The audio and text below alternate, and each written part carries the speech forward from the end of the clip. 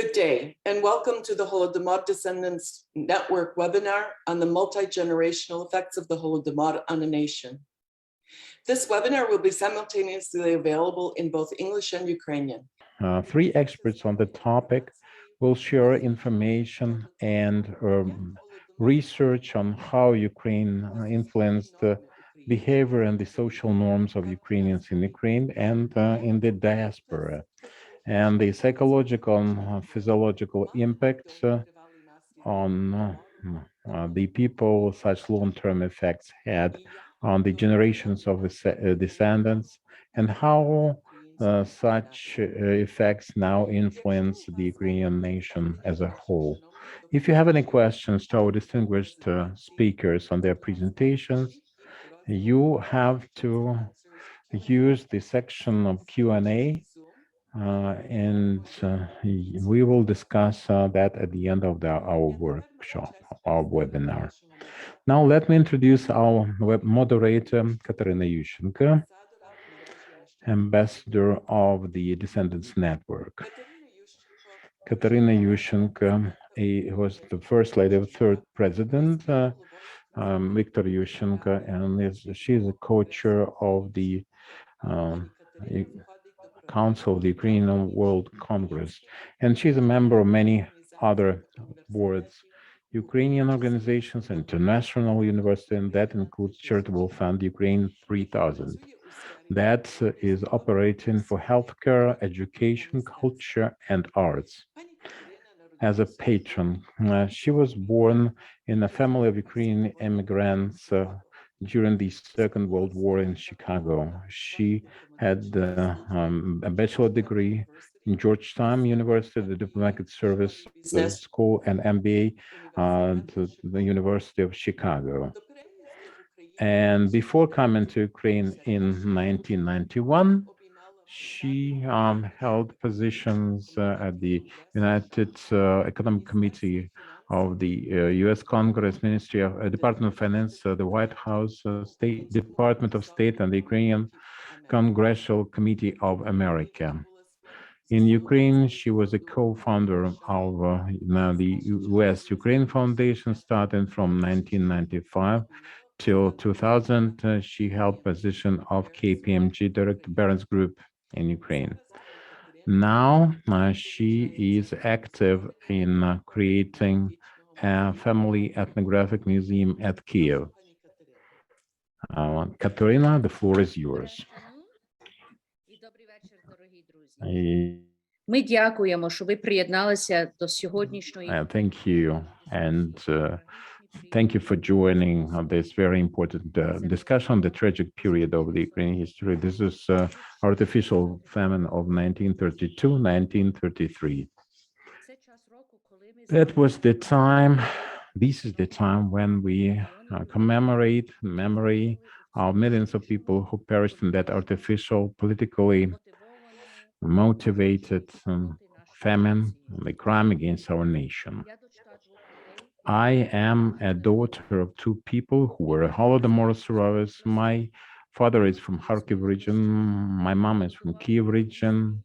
As children, they suffered from the artificial famine. They lost many members of their family and neighbors. They lived through all the horrors of the 20th century communization, deprivation of property in the country, ostarbiters, and status of DP. When I was growing up, I would listen to their stories every day. That influenced my life and outlook, and I can feel how that influenced Ukraine. Ukraine is a post-genocide nation, and many problems that it experiences now is politically, culturally, economically, and the problem of self-identity can be traced back to the events of 1932-1933. I think that it's only when we make peace with our past and fully recognize and appreciate it that we will be able to build our future. We are children, grandchildren of Holodomor survivors. Our duty is to pass the story on, the narrative on to the posterity, so that this unspeakable tragedy never happens again. The legacy is the um, fear and the inferiority complex. There are many testimonies never recorded, many untold stories, information that we have should be made available in different formats, all available formats, in fact. And these stories have to stay with our children and for the sake of their children, grandchildren, and also future researchers, future directors, future writers. I often wonder if the world had known and if the world had reacted adequately to what happened in 1932 and 1933, would we have seen the future histories? Would World War II have been different? Would future tyrants have dared to conduct a genocide? But people didn't react in 1932-33. Сьогодні ми поговоримо з трьома людьми, які дадуть нам уявлення. Let us talk to three people who will draw us the big picture of Holodomor. Number one is Anton Drubovich, head of the Ukrainian Institute of National Memory, PhD, and he used to be head of the educational programs of Holocaust and Bodnir, an expert on culture and education at the Institute of Societal and Economic Research.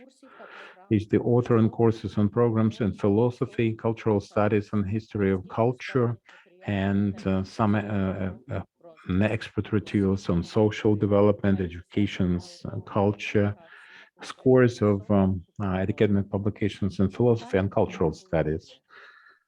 Anton says that research of the Ukrainian academics will provide for recognition of Holodomor as genocide and a communist crime against all humankind. Anton, the floor is yours. Good evening from Kiev and esteemed colleagues and participants of this event and our viewers and listeners in all the world. First of all, I would like to thank you for your kind attention to this very important topic. And as we mentioned earlier, we have to understand and appreciate our identity, national identity, and also the very fact of attention to this topic is a restoration of justice. This is an ethical deed because for many decades, the truth about Holodomor, about the people and their suffering, was unknown, was untold, was unrevealed, and appreciated. So talking about the sufferers, about the victims, looking into every individual story, every tragedy of an individual family, to some extent we restore this justice. It is just fair for the people who experience that, and historically they are not nameless, they are not forgotten victims. Instead, they are living, still living in our historical memory. We remember, we care, we cherish the love and memory.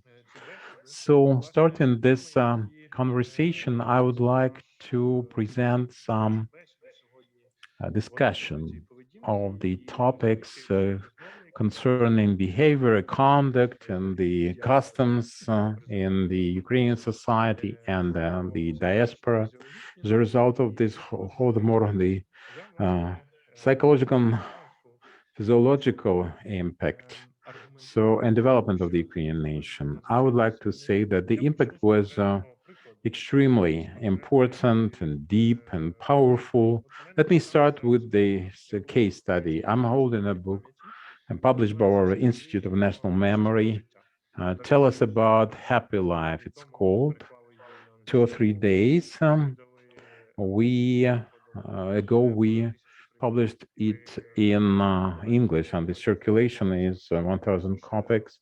Electronically, it will be distributed free of charge, and I would like to call upon the bilingual people to disseminate, spread the news. This is a story told simply without any unnecessary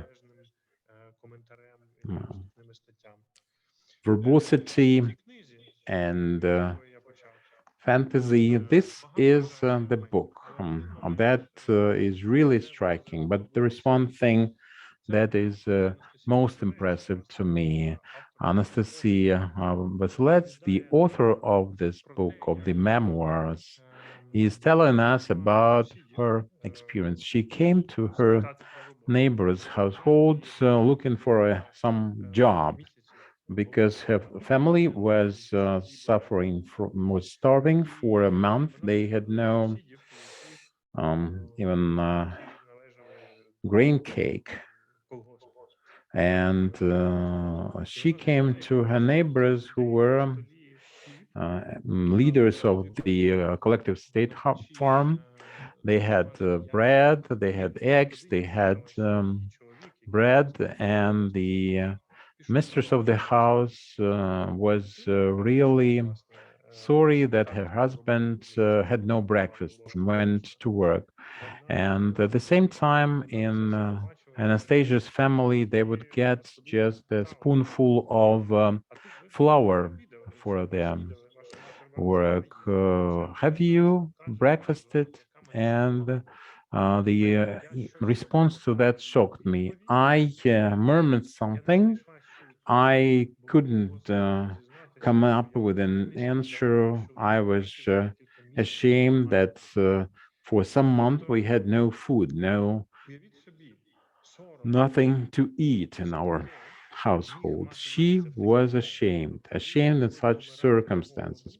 People were dying of famine, living next to some neighbors who had no fellow feeling and empathy to understand, appreciate, and their sufferers were ashamed to recognize and present their situation to the people.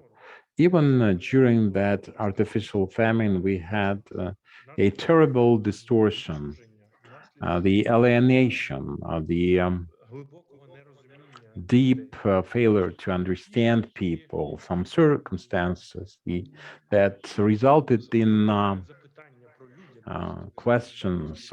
We should question humanism and staying human in that condition. The millions of victims, they weren't isolated from the rest of the world. They were not staying in some designated areas, and they were not all victims, people living in those areas. Some of them were just observers, organizers, and people who executed that Holodomor. And that actually tore the society apart. And our research on the artificial famine should start there. All the intergeneration traumas, all the untold stories, because survivors of Holodomor for decades could not speak of that. It was not just the memory of death and terrible death, death from starvation, of starvation, because the communist totalitarian regime persecuted those people retelling the truth. But that was a taboo in the society. That means that millions of people experienced that trial, and they were disoriented and without understanding of the scale, of the scope of that phenomenon being a national disaster, being a catastrophe for many people. They would die ashamed that that was their fault, and they were ashamed anyway. And they would grow up and gradually gain some knowledge of that, but wouldn't spread the news. And that was the fearful silence for millions of Ukrainians with different ethnic backgrounds, mostly Ukrainians by the ethnic origin. But very often we have to say here that even in some discussions, they say that Ukrainians want to make it an ethnic story, sound like it. Many people of different backgrounds suffered from that artificial famine and died of starvation. That was the Ukrainian Soviet Social Republic, it was called, but mostly Ukrainians who constituted the majority of its population. But all the people, the Ukrainians, the members of the Ukrainian political nations for decades could not discuss that. And many people died with their lips sealed, with their untold stories. And even now in Ukraine, there are many people who do not know the truth. They can stay unaware that in their families there were some stories because their relatives died in the 50s or 60s without passing the story on to the posterity. And that deepens the abyss between the generations. Without this existential experience in a family and a society, it is very complicated. This heritage is damaged. There are many stories that we do not know all about the organizers and the executioners. Some people would, mostly Ukrainians again, in the field were instrumental and actually executed those. The party leadership, the law enforcement, and we cannot call them law enforcement bodies. They were bodies of persecution. And I started with the collective form members. They would sometimes preserve this story or this history as a shame of being subjected to that degrading treatment, or a shame of being an accomplice, being part of it. It's like a poisonous snake, like any kind of poisonous creature. And the organizers, the executioners, who might be ashamed, but some of them were convinced that they did the right thing, and they would use the excuses provided by the communist leadership that you have losses when you try to do a big thing, and that injustice, that impunity now appeal to the existential situation, damaging the society and the specific parts of the society. And now we've lived for almost 90 years after this tragedy, and we are starting collecting some evidence.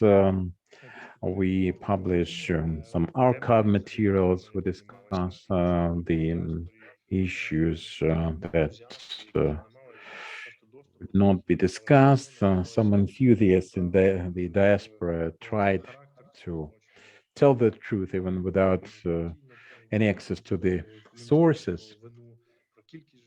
And they were trying to make that public and draw the international attention. But inside Ukraine, people were too repressed to do that, of course. But now we have understood, we have appreciated the scope, millions of victims, the act of genocide, the motives of the communist leadership.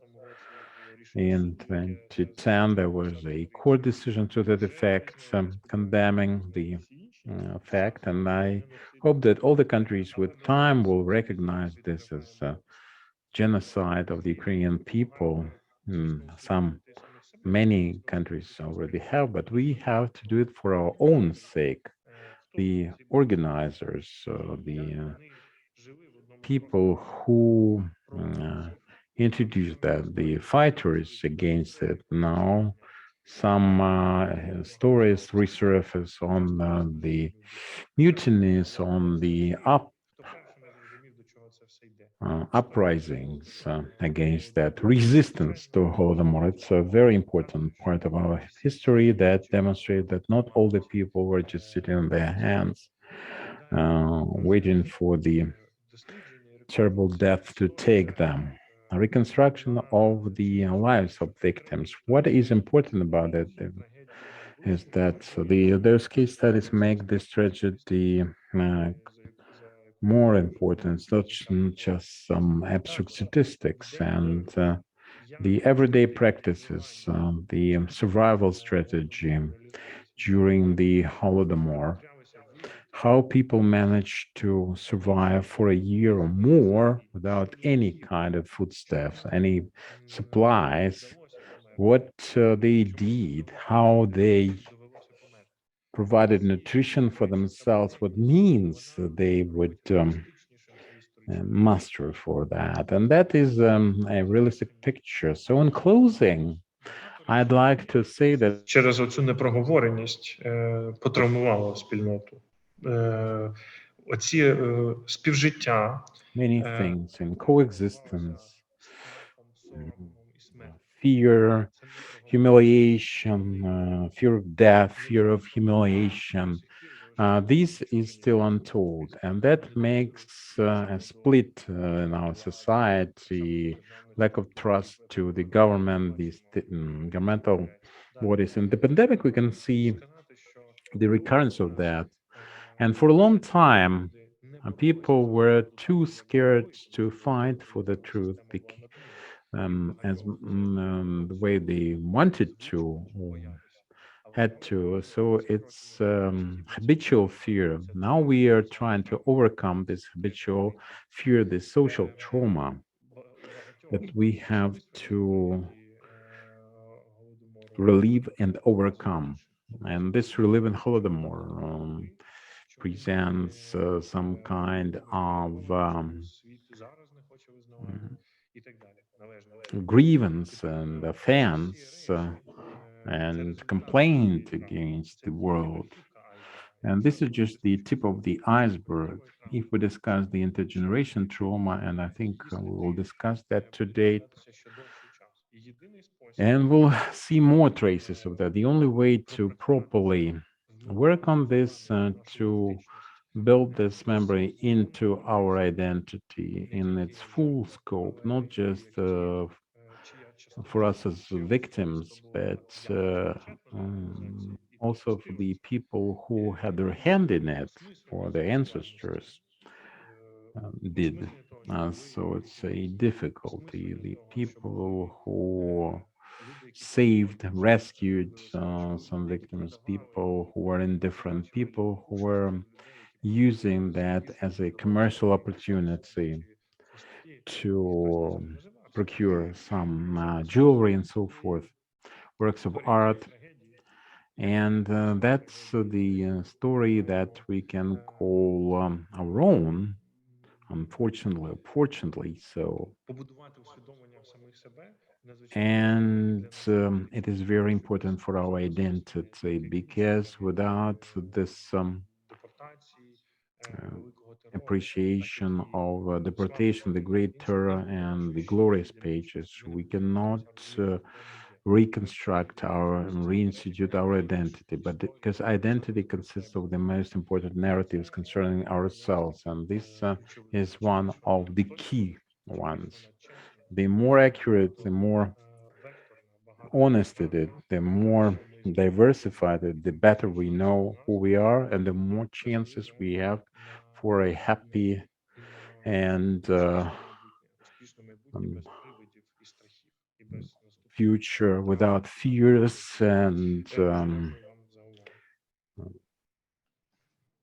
future with dignity, dignified future.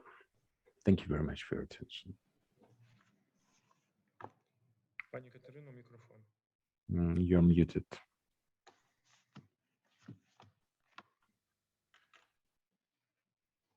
You're still muted.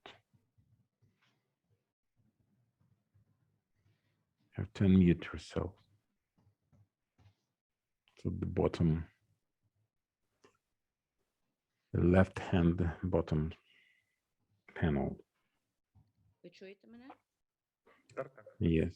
Can you hear me? Sorry for this. I want to thank Mr. Derbolis Я for хочу very many important aspects of the Holodomor that remain with us to this day, including fear and anger and trauma.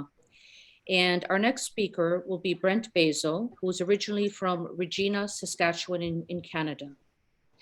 He is a PhD candidate and instructor in psychology at Carleton University in Ottawa, Canada. Prior to graduate school, he resided in Ukraine for 5 years, where he became interested in the intergenerational impacts of the Holodomor.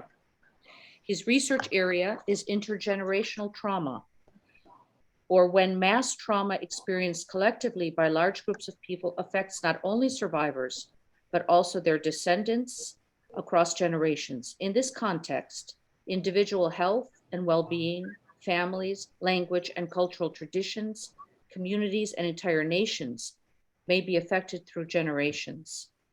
His research investigates the long-term psychosocial impacts of the Holodomor and has been published in academic research journals such as Social Science and Medicine and Psychological Trauma Theory, Research, Practice, and Policy.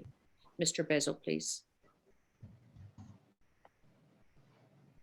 Thank you, Katharina, our moderator for today. And also before we start, I would like to thank Pani Oya for organizing, and to all those other individuals behind the scenes who may have been involved as well. So I'm just going to turn on my slides here. So I'm hoping everyone can see a set of slides that I'm going to use for today. So yeah, I went into graduate school after living in Ukraine. Originally, I'm from Western Canada. I had the opportunity to live in Ukraine for a few years. And while living there and after returning to Canada, I just reflected on what I had seen during my time in Ukraine, and I decided to go into graduate school in psychology. At that time, I did a master's degree and then moved on to a PhD. But I'm going to present some of the research on my research topic, which is the intergenerational impact of Holodomor.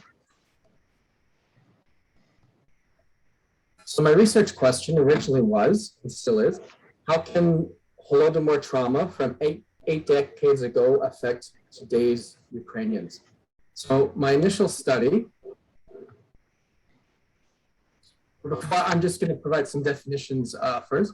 When we think of trauma in general, we can think of individual trauma, for example, individuals who survive a fire or a car accident, or are victims of a crime, for example, children who are maltreated, for example, might have impacts from those traumas in the short term and in the long term. What I was more interested in is what we call mass trauma, sometimes collective trauma. What happens when individuals in a group or an entire nation impacted by a traumatic event? So in this case, mass trauma can impact not only individuals, but also entire families, entire communities, and entire nation states as well. So using this background, I returned back to Ukraine and conducted a qualitative study in Ukraine. And I interviewed a total of 45 participants, Ukrainian citizens from different areas of Ukraine.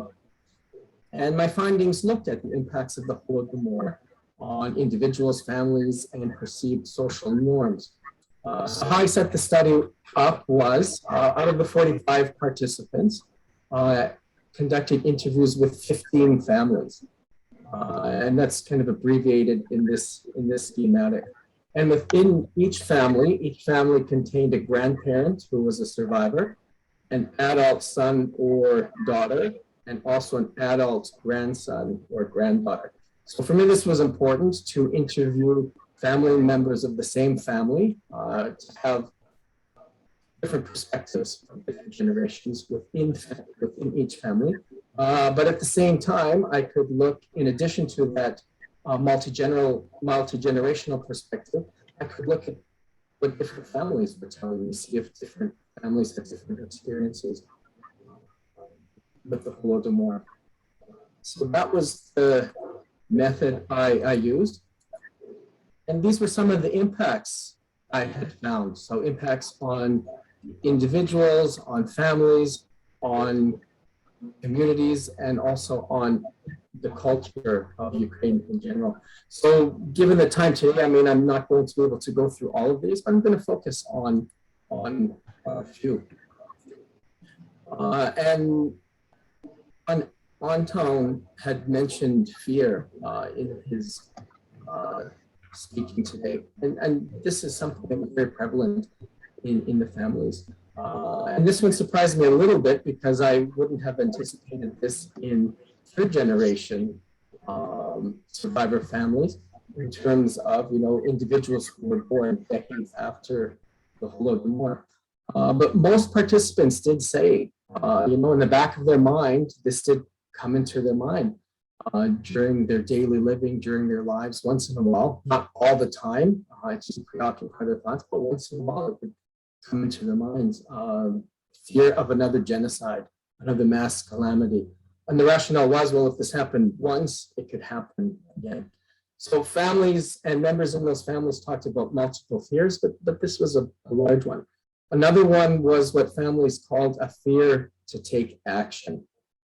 So in the Ukrainian context, this meant, you know, a fear to speak out in public about authority, against authority, for example.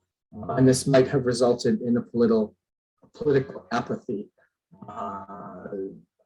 And they explain this with, you know, resisting the Soviet Russian regime at that time might have meant decreasing one's chances for survival. So people sometimes submitted out of fear, but this fear was widespread and was passed on from one generation to another. And some participants use this term slave mentality and passivity. So Ukrainians became fearful of authorities, fearful of, you know, government structures and so on. And we're fearful, you know, to take action collectively as in communities, for example, and affect change to better their lives. Some other impacts, another big one was sadness.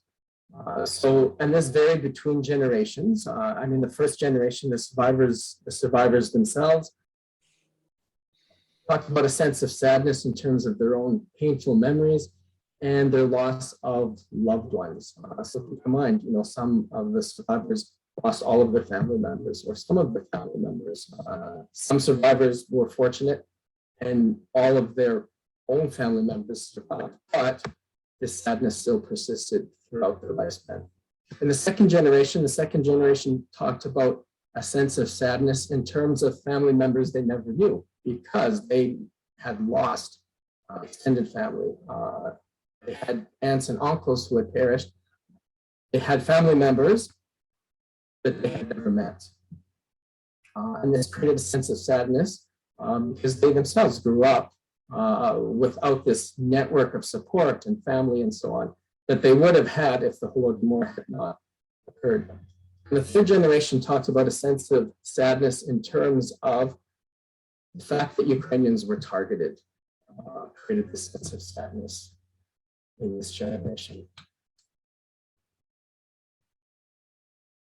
Okay, and this point I have labeled as trauma-based coping strategies. And this one actually took me by surprise because some of the other points that I talked about, yeah, I mean, I'd lived in Ukraine for 5 years up until this point. So I was able to, you know, pick up on some of those points and issues. But this one, in terms of going into individuals' homes and conducting interviews This one really took me by surprise, because just, living in Ukraine and, taking a subway or a train or walking through the streets, one does not necessarily regularly see this first point in terms of stockpiling of food supplies.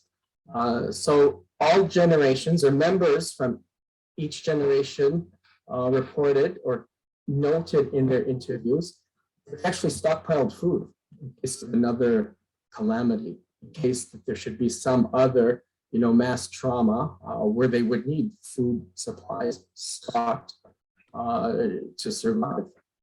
And when we think about the impacts of trauma, often we see this sort of reaction to trauma or unresolved trauma issue in survivors of trauma. But in my study, second generation and even grandchildren of survivors, not everyone, but many of them were reporting that, they were stockpiling food, storing food in their attics, for example, in case something bad should happen. And I do remember one particular interview. It was the grandchild of a survivor. And she said, yeah, she did this. A lot of her friends, other family members did this. It wasn't until she had actually traveled outside of Ukraine and saw, a different culture, that she realized that this was something unique to Ukraine itself. Otherwise, she thought, this was normal and something that everyone did. So as I noted, these were impacts on individuals. Families also talked about the impacts on the family units and how families function as well, and how the Holodomor may have impacted, parenting styles, how family members interact with each other. So I'm just going to comment on one of these points for the sake of time, or one or two of them. But in some of the families, not all, most families actually, quite well adjusted and quite functional. But in some of the families, they talked about this what I would call a family disharmony, maybe even family dysfunction, where the grandparents and then the parents, for example, were very strict and controlling parents. Sometimes we think of, every generation thinks of the previous generation as being strict and controlling and so on and so forth. But this was something above and beyond that. Parenting styles often involved, hostility, a lack of warmth, for example. So just to, give some examples about this in terms of the strict controlling parent, what does that mean? So in those families, they reported, because the survivor generation, the study I did, the average age of the survivor participants were around 10 years old at that time. So they themselves were children. Many of them had lost their own parents, so they were on their own, left on their own devices to survive. So literally on a daily basis, they had to make decisions.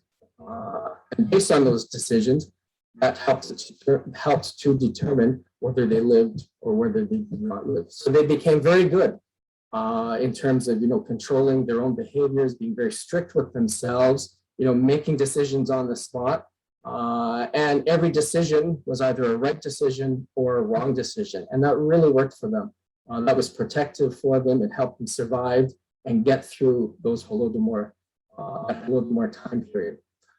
Later on as adults, they still maintained this strictness, this control. And they raised their children in the same way. So that meant, everything their child did was right or wrong. Parents were very strict, hostile if their children made mistakes, even small mistakes, like making a mistake while playing the piano, for example. Very strict in terms of controlling virtually all aspects of their children's lives while their children were growing and developing in the childhood years and adolescent years, and even into the adult years, in terms of friendships and what they did in school and every aspect of their life, involved with hostility, which created arguments within families to the point where in some families the disharmony was to such an extent where family members were no longer speaking to each other, and so on. And at the same time, especially with the survivor generation, and from what we know about survivors of trauma in general, this makes sense, and we see it in survivors of the Holodomor as well. Traumatized individuals, when they have children after the trauma, if they have children, because of the trauma and unresolved trauma they're experiencing, they often have difficulty, expressing emotion, telling their kids they love them. Sometimes those individuals just are not able to do that. So when we think of the second generation of Holodomor parents, growing up with very strict, controlling, hostile parents, parents who were not able to convey, positive affirmation, love and emotion to their children, this created conflict and tension in families. And also I noticed, within the family unit, when we think of parenting from generation to generation, when we think of when an individual becomes a parent, how do they learn to become a parent?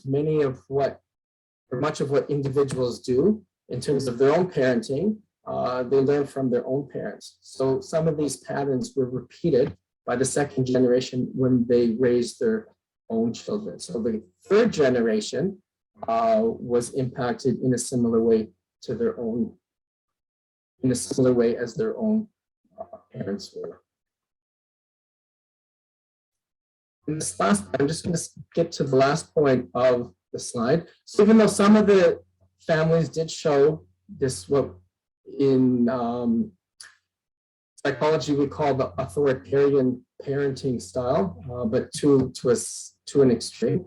What I also saw that families who engaged in open communication about the Holodomor through the generation, this seemed to actually provide a protective impact on those families. Where those families were more functional, for example, more harmonious, and it tends to buffer the negative impacts that I mentioned above. So family communication, what do I mean by that? The grandparent survivors, even though it was during the Soviet era, and there may have been reprisals if they had shared information with others, many of those survivors still shared information with their children, later on with their grandchildren.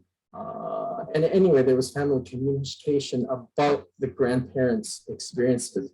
In those families tended to be more, functional, more stable, and more harmonious compared to families who did not share information about the Holodomor. So grandparent survivors who did not tell their children or grandchildren anything about the Holodomor, family members didn't know much about grandparent experiences. Those were the ones who tended to have these family dynamic issues that I pointed out earlier. Okay, so those were some of the family issues. In terms of a community and society level, what did the participants tell me? Well, they talked about a mistrust of others, for example. And this mistrust was learned, very quickly by the survivor generation, because, for them, they learned very quickly not to trust authority figures, for example. Even during the Holodomor, who can you trust out in your own community? That was difficult. I remember one second generation participant telling me about his mother. So the grandmother in this family was a survivor. And the grandmother, growing up as a child in the Holodomor, it was found out that, some of the individuals in her town were actually informants for the precursor to the KGB. So she literally taught her son, in life, you have to be careful who you can trust and who you cannot trust, because if you trust the wrong person, that could be fatal. So this notion of mistrust became prevalent throughout Ukraine, at least according to the participants in my study. Along with the mistrust, an indifference toward others developed. The two go hand in hand because of The survivor generation was doing what it took to survive, and people were looking after their own families. I mean, they didn't necessarily have the resources to help other individuals around them, look after and help out neighbors and friends and so on. So people became more indifferent toward each other. And this indifference was also, because it was so widespread, was learned by subsequent generations. And the third generation, in their perspective, thought that some of this mistrust and indifference was responsible for some of the social hostility that they saw among young people in Ukraine, like youth fighting, youth bullying, for example. So I'm just going to move on to more of a cultural, national level. So the participants of the study, I'm just going to quickly go over this slide and then focus on a few in a second or two. But the individuals of the study told me about, the loss of masses of people, loss of family heritage, the loss of a traditional way of life, loss of culture and ethnic identity, led to essentially the loss of a nation state, which impacted the cultural and national level of Ukraine. So often we think of the Holodomor as a physical genocide, which it was. Several million people lost their lives. So from that perspective, it was a physical genocide. But the participants of my study also talked about the Holodomor as being a mechanism to destroy Ukrainian culture and identity. So that brings me to my next slide. And this quote right at the top of the slide, that was a quote I borrowed directly from one of the participants of the study. And the quote is, "If there is no language, there is no Ukrainian people, genocide." So what was meant by that? So the participants talked about this Russianization, for example. So Ukrainian language was replaced by the Russian language in all spheres of life. Forced to learn Russian in school and to gain employment, for example. The Holodomor also included massive loss of lives, across the cross-section of Ukrainian people. But there was also an emphasis on the loss of, those individuals who convey and purvey the culture of a region or a nation. So the Holodomor also involved massive loss of lives of individuals who are artists, writers, musicians, for example. So this Russianization, in combination with this loss of lives, all of these cultural individuals, led to a cultural loss in Ukraine in terms of loss of language, loss of arts and literature, loss of religious traditions, and loss of what was called a Ukrainian way of life. Pani Katharina mentioned earlier, she talked about the inferiority complex in Ukraine. And this is what the participants talked about as well.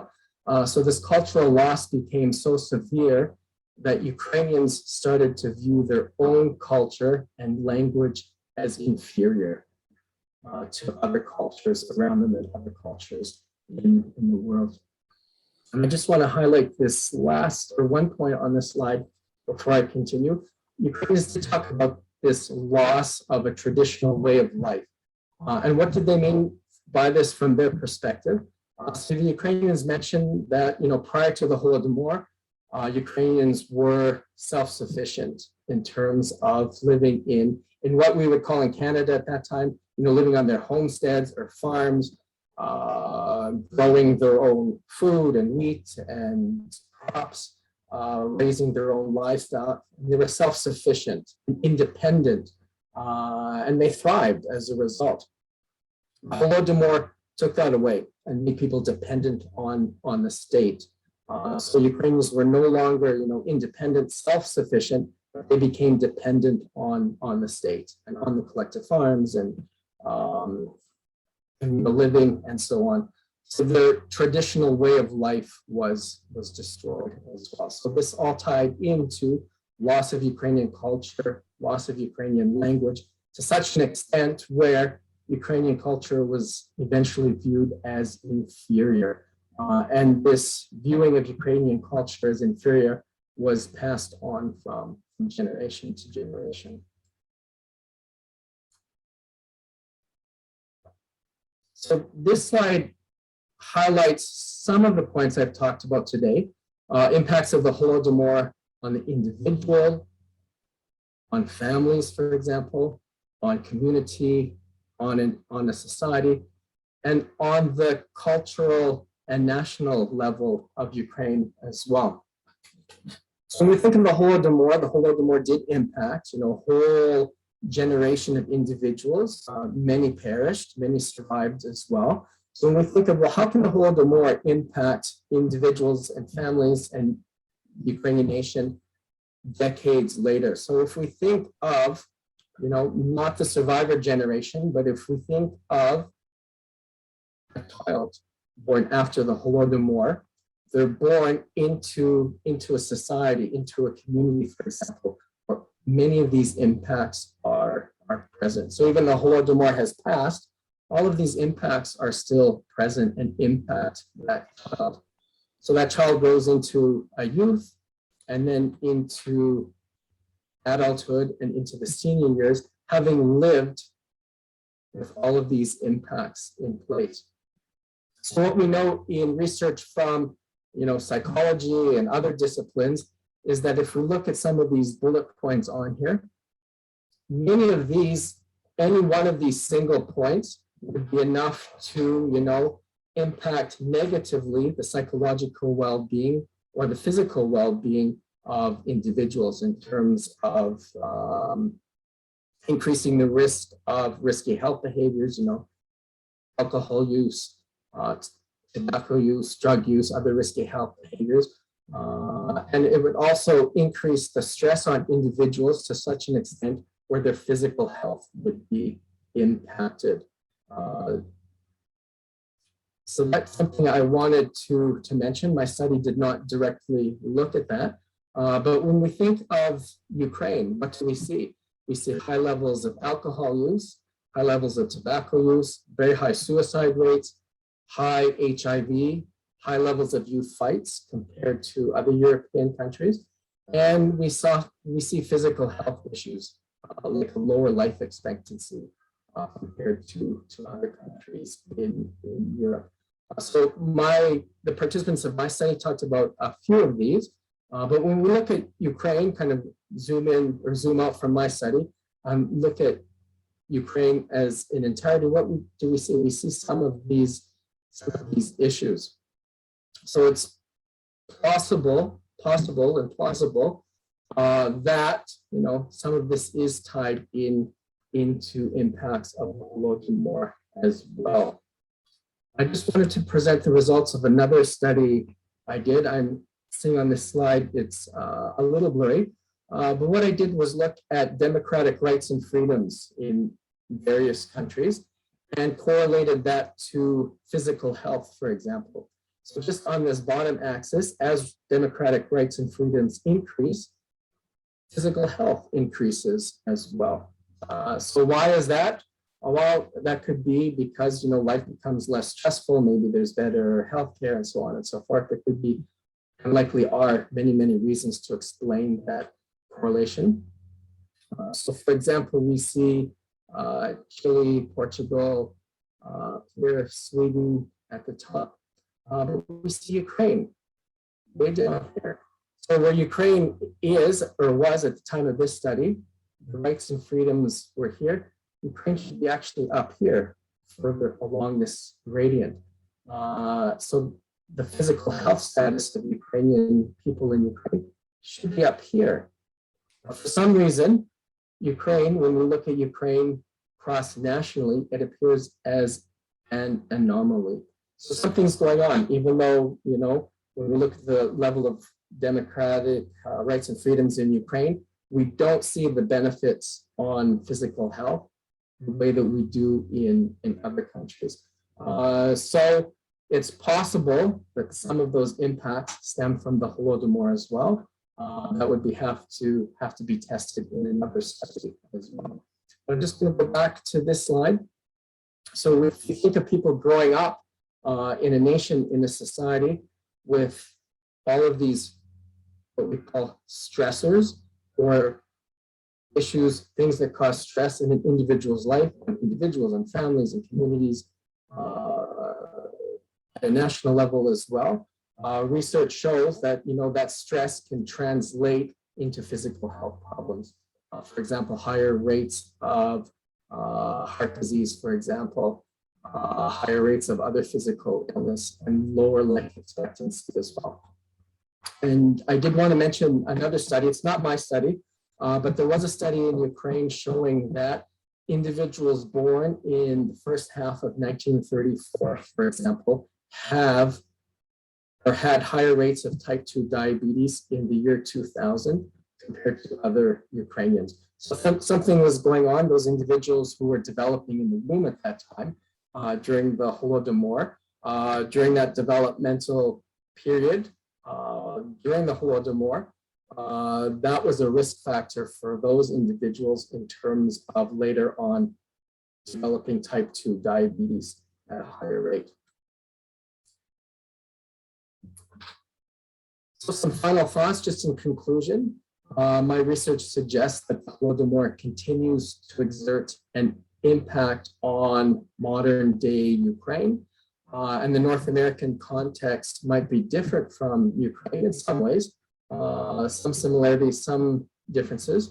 I do have a study, I haven't published the results yet, but that looked at the impacts of families in Canada, for example.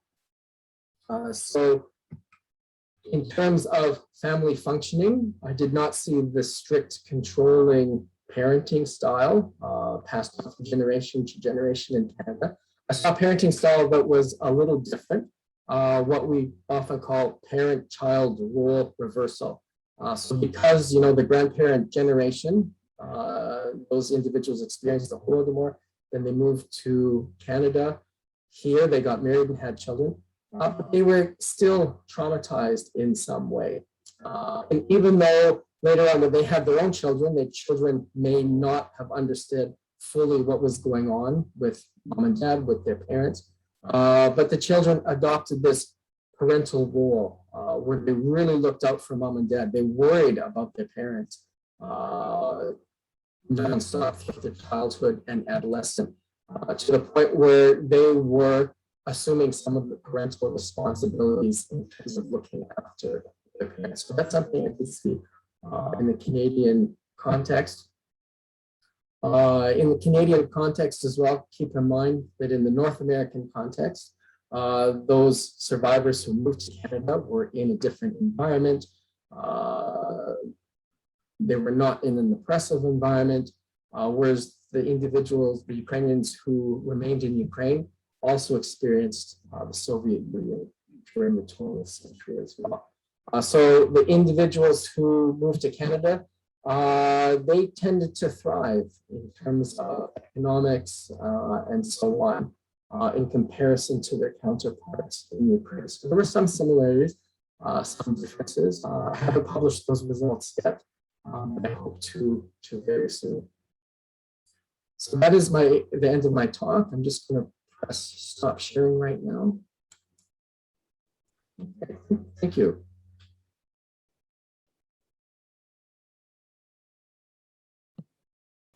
Thank you very much, Brent. There were so many factors that you brought up that are familiar to us, and you have done truly seminal research, and you brought up things that we have recognized in ourselves, our families, our society, and yet you've pointed to so many things that we still need to study in the future, and I thank you for that. I want to tell everyone first in English, then I'll switch to Ukrainian, that we are a little bit over time, but I think that the material we received so far has been so valuable that we decided to go over. And so we will have one more speaker, and then we will be followed by questions. For those people who put questions into chat, we will only accept the questions that are in Q&A or in the Facebook. So please switch that because I see chat is mostly discussion.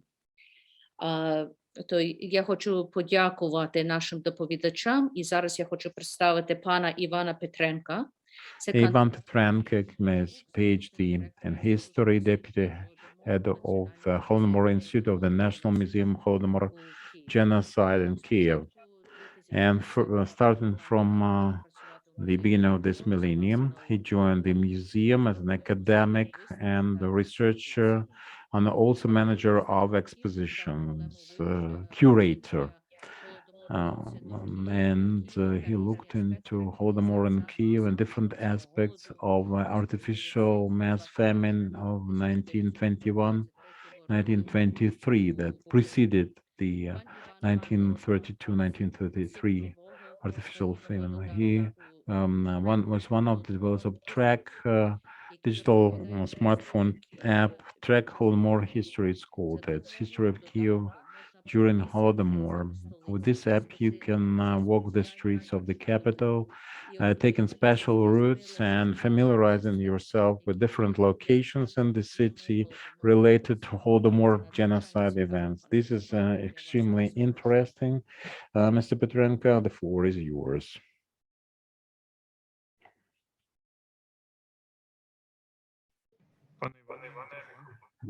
You have to unmute yourself.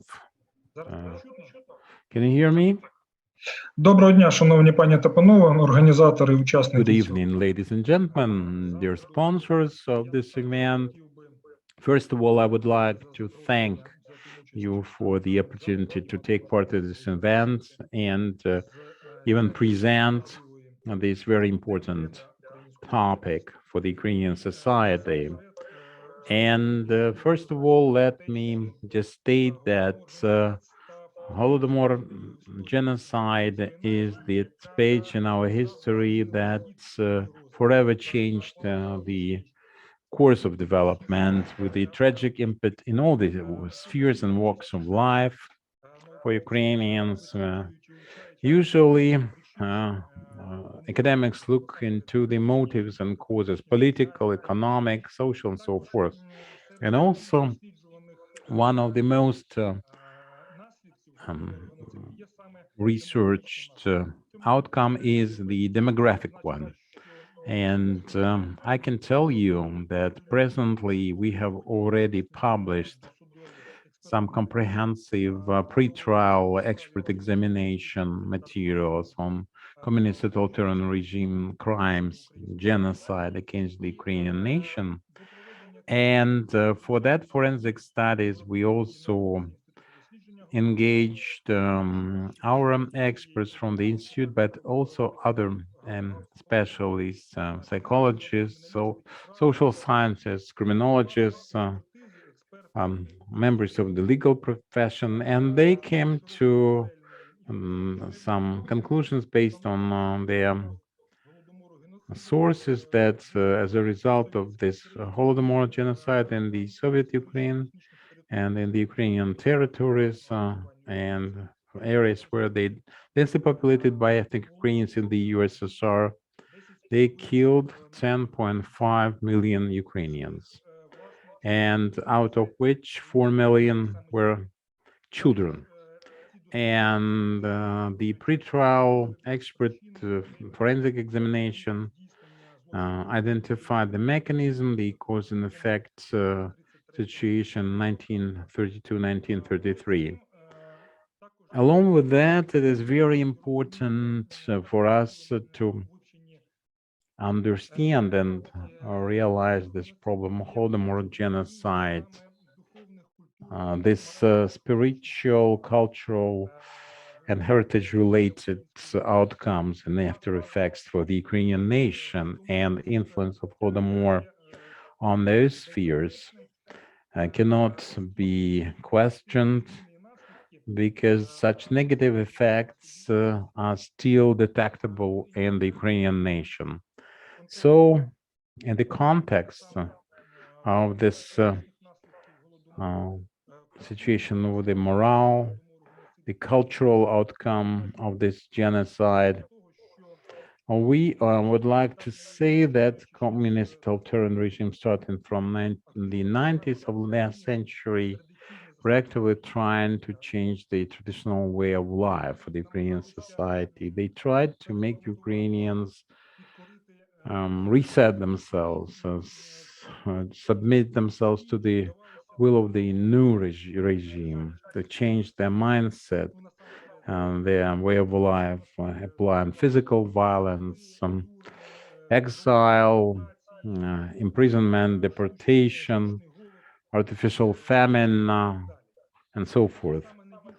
And the climax was reached in 1932-1933, the Holodomor genocide years. And the Ukrainian nation, and we know that well, was always famous for their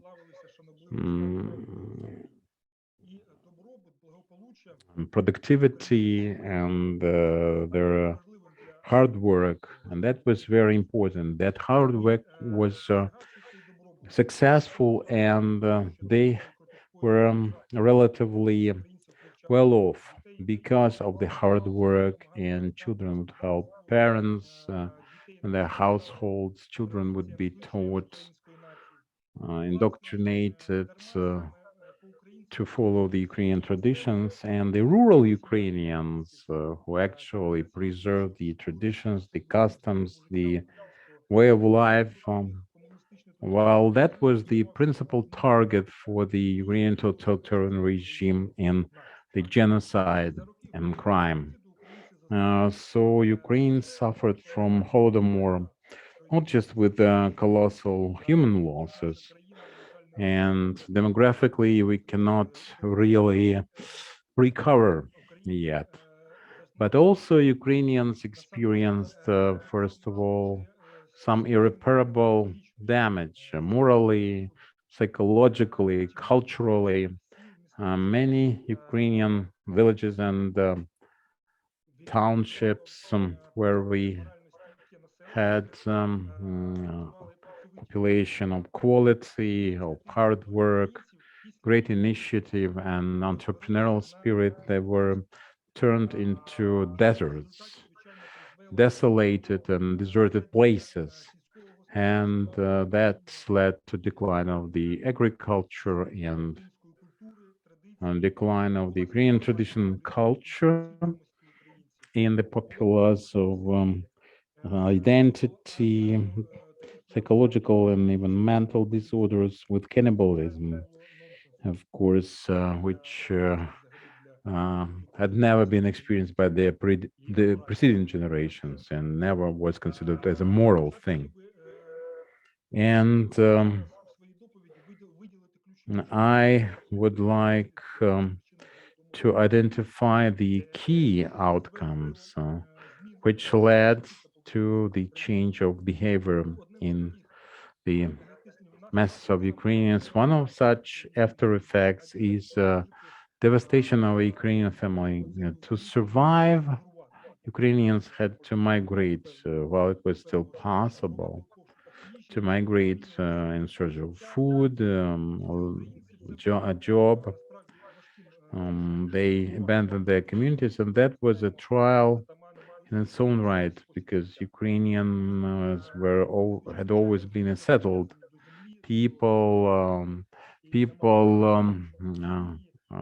mostly of agricultural labor and family people, and that Holodomor genocide ruined the Ukrainian families. And there we can mention the forcible deportation of Ukrainians that was done by the totalitarian regime, and also in Ukrainians experience degrading treatment on the part of the regime. They were used as slaves in agricultural labor.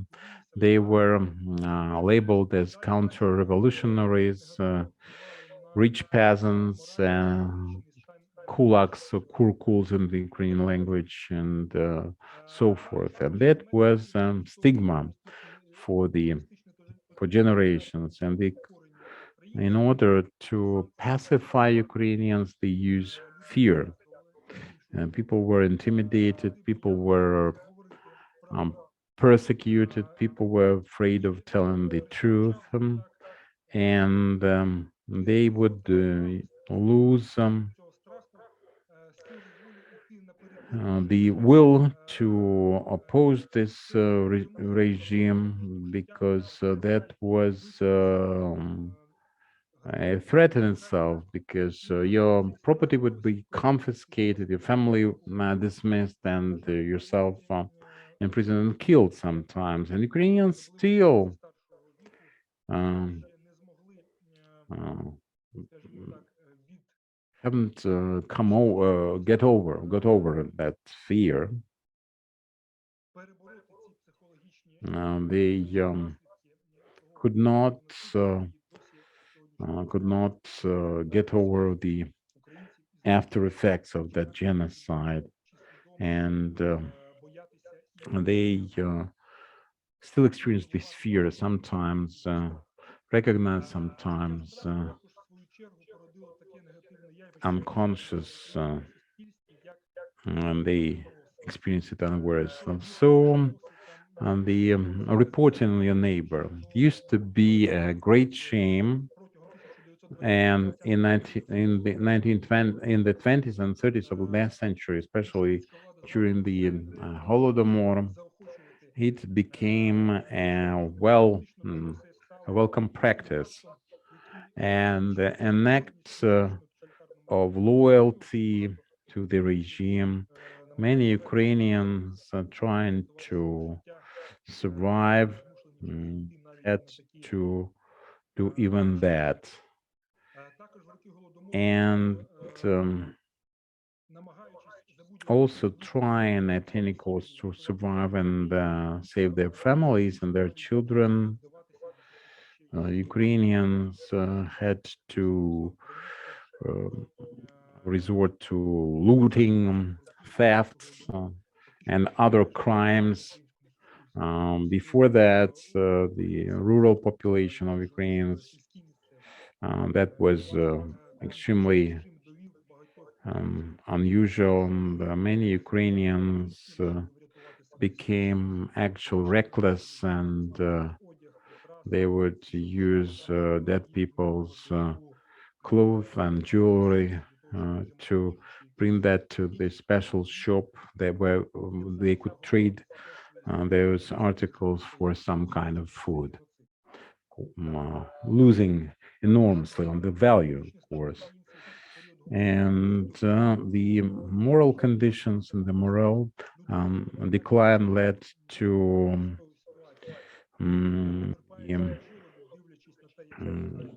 degradation. People actually witnessed the death, and the only way out, as many people saw, was suicide. And now we can see the moral status of and lots of different disorders and even pathological conditions explained by that. Another very dangerous phenomenon was cannibalism. Have the archive materials from the original police departments and criminal cases of cannibalism. So Ukrainians were driven to that by the regime, which was the facts and manifestations which had been unheard of.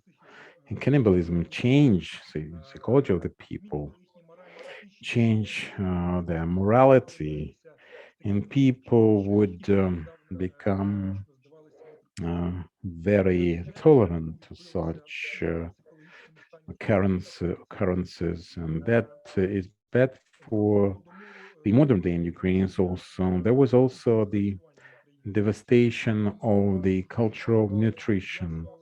they started eating cats and dogs and mice and different surrogates, bark of the trees, leaves, weeds, and that had great impact on the physical health of a whole generation of Ukrainians and their descendants,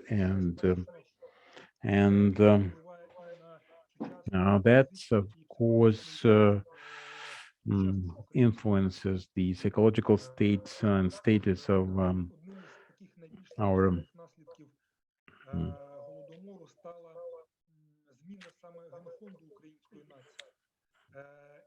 citizens today, and the ethnic areas repopulated by Ukrainians after the genocide and the course of the genocide, the depopulated areas where Ukrainians were done in great numbers would be populated with people from Russia and Belarus. Some of them, the present proportionately would grow, and that upset the ethnic construct of the nation, the population. That has impacts on the national policy, ethnic policy in modern day in Ukraine. And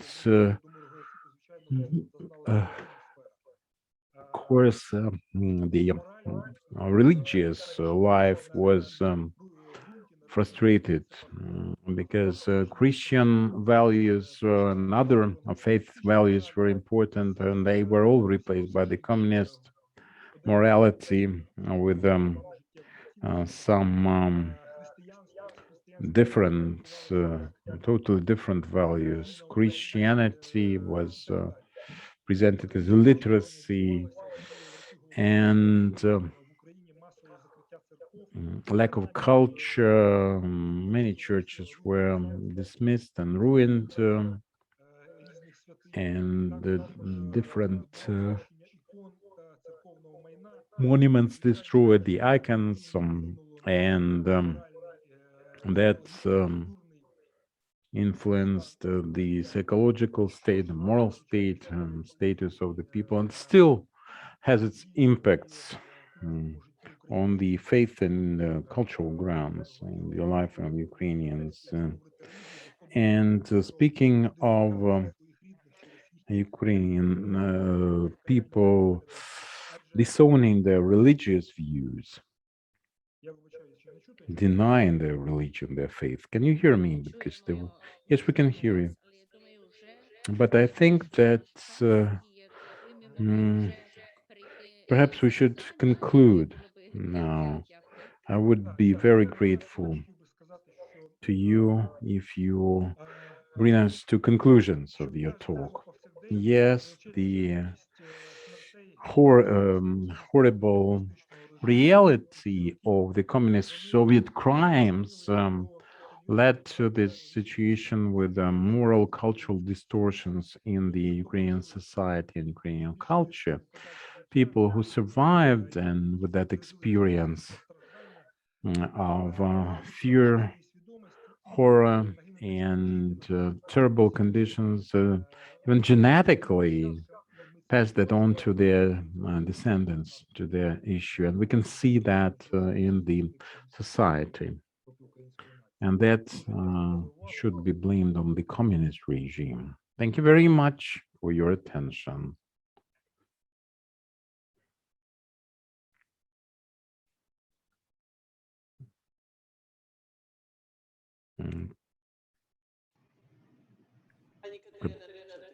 You're muted.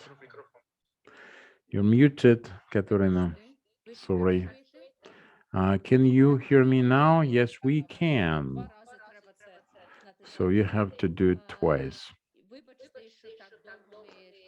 Sorry for this lengthy event, but I think that the information is very valuable. I cannot voice all the questions that we had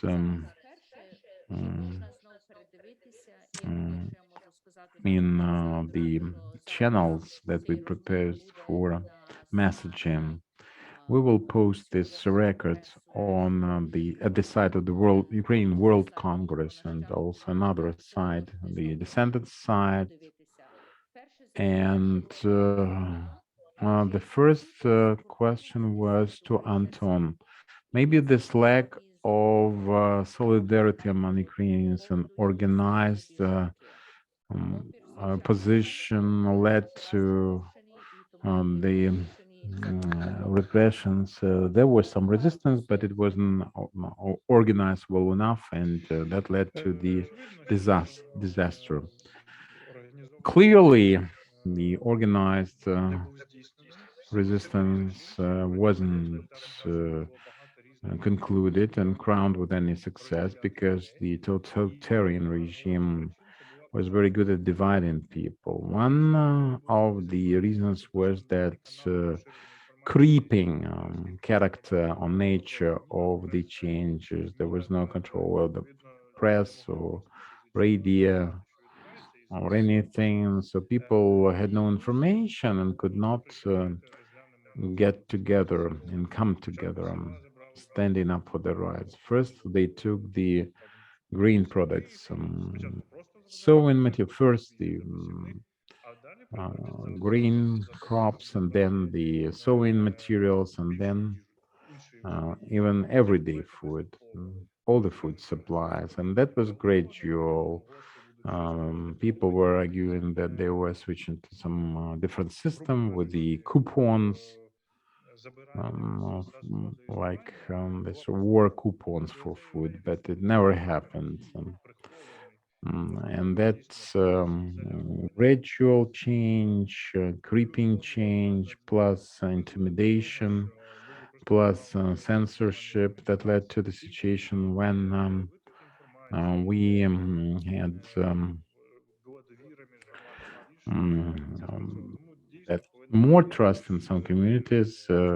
We observed certain manifestations, because even in family they could have a devastating difference of opinions with no strong civil society, and the control over government prevents such happenings, as we believe. Anton, people want to know about the book, especially in English, the book you were referring to and you demonstrated. In Ukrainian, it's called Anastasia Lisovets is the author of her memoirs. In the 70s, she committed to paper. In English, it speaks of the happy life. That's the name. In Ukrainian, you have that link in the comments. There is a PDF file in Ukrainian. English, we'll do that a bit later, and you'll get the link.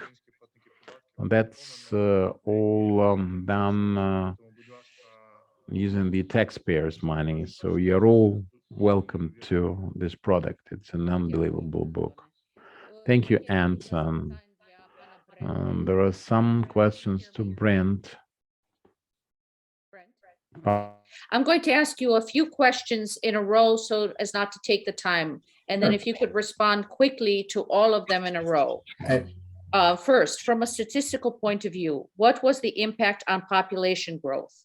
That is, any estimates of the impact on total, what would the population be today in Ukraine? Second question, were the emotional issues compared to those Ukrainians who did not go through the Holodomor looked at? Is this possible to do statistically?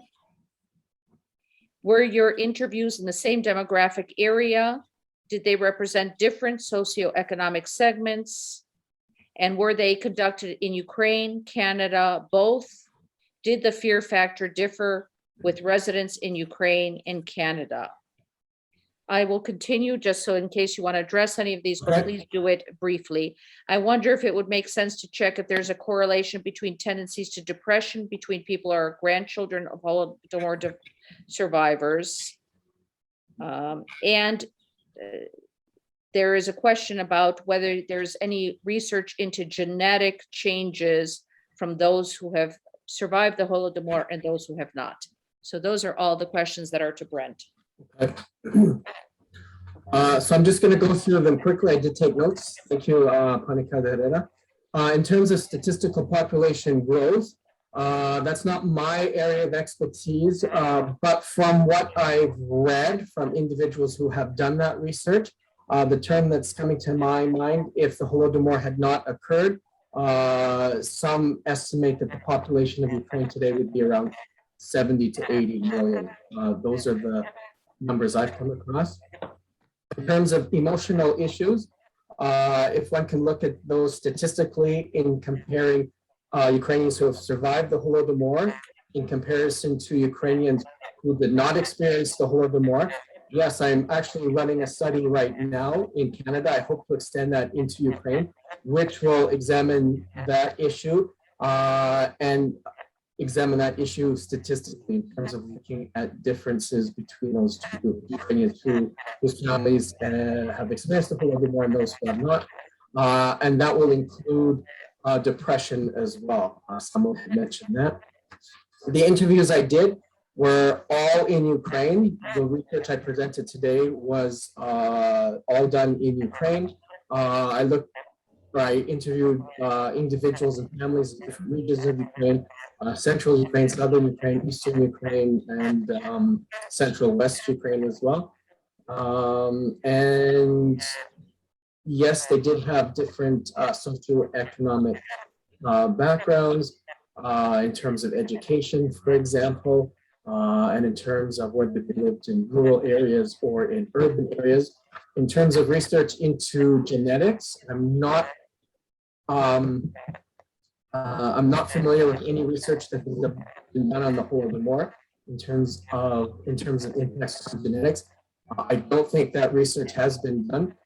To my knowledge, only 2 studies have looked at epigenetic impacts stemming from intergenerational trauma, and that was a researcher in the United States. Her surname is Yehuda, and she looked at intergenerational impacts stemming from the Holocaust of World War II. And she did find some epigenetic changes in what's called glucocorticoid receptors. And in terms of interpreting that research and those results, that research suggests that those epigenetic changes in descendants of Holocaust survivors might reflect alterations in the stress response system in the body, how the body handles stress, interprets stress, but we don't fully understand what those results completely mean. So again, more research needs to be done. I think that answers the questions. Thank you. That was fascinating. Well, There were many other questions, and we will ask our speakers to put them on the to answer them and put them on the site. Я хочу всім подякувати. Просто надзвичайно I цікавий. would like to thank you for this extremely exciting event. There were some other questions, and we will ask all our speakers to try to answer them, and we'll publish that at our site. Now, Оля Сорока, we would like you to. Дуже дякую, пані Катерино. Я щиро дякую всім нашим шановним доповідачам за те, що вони сьогодні поділилися з нами результатами своїх досліджень та думками. І я дуже дякую пані Катерині за таку чудову модерацію сьогоднішньої дискусії. Ми далі Conclude.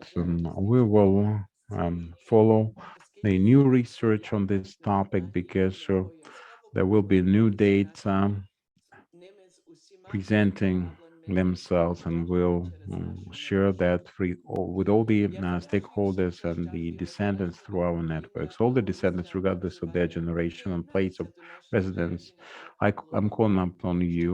Please join our network to commemorate the memory, the events, and pass the experience on to the future generations so that we can debunk some disinformation that is still spread by some opponents of this of this memory. And glory be to Ukraine, glory be to heroes, and we are doing this in long memory of victims of Holodomor genocide. Thank you very much. Glory be to Ukraine. Thank you and goodbye.